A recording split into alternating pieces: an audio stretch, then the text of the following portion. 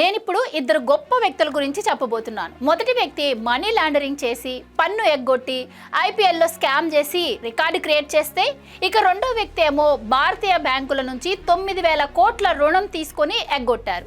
వీళ్ళిద్దరూ కూడా ఇప్పుడు లండన్ పారిపోయి అక్కడ విఐపి స్టేటస్ అనుభవిస్తున్నారు. వాళ్ళెవరో మీకు ఈ పాటికే అర్థమై ఉంటుంది.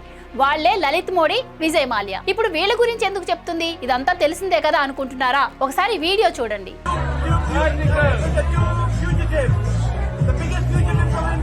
విజయ్ మాల్యా బర్త్డే సందర్భంగా లలిత్ మోదీ తన నివాసంలో ఒక గ్రాండ్ పార్టీని ఏర్పాటు చేశారు. ఈ పార్టీకి ప్రపంచ వ్యాప్తంగా ఉన్నటువంటి విఐపీస్ అందరూ కూడా హాజరయ్యారు. మరి విజయ్ మాల్యా, లలిత్ మోదీ ఇద్దరు కూడా ఈ పార్టీలో ఓవర్ గా డ్రింక్ చేయటం వల్ల లేదు అంటే అపరిమితమైన గర్వం వల్ల తెలియదు గానీ వాళ్ళు ఒక మాట అన్నారు. మేమే భారత్ నుంచి పారిపోయిన గ్రేటెస్ట్ ఫిగేటివ్స్ అంటూ వెటకారంగా కామెంట్స్ చేశారు. బ్యాంకుల నుంచి తీసుకున్నది సామాన్య ప్రజల సొమ్ము, దాన్ని ఎగ్గొట్టి విదేశాలు వెళ్ళి అక్కడ ఎంజాయ్ చేస్తున్నదే కాకుండా ఏదో గొప్ప ఘనకార్యం సాధించినట్టు వాళ్ళు నవ్వుతూ ఇలా కామెంట్స్ చేయడం పట్ల భారతీయులు తీవ్ర ఆగ్రహం వ్యక్తం చేస్తున్నారు. తాము ఏ దేశ చట్టానికి దొరకము అన్న అతి విశ్వాసం వాళ్ళలో క్లియర్ గా కనిపిస్తుంది.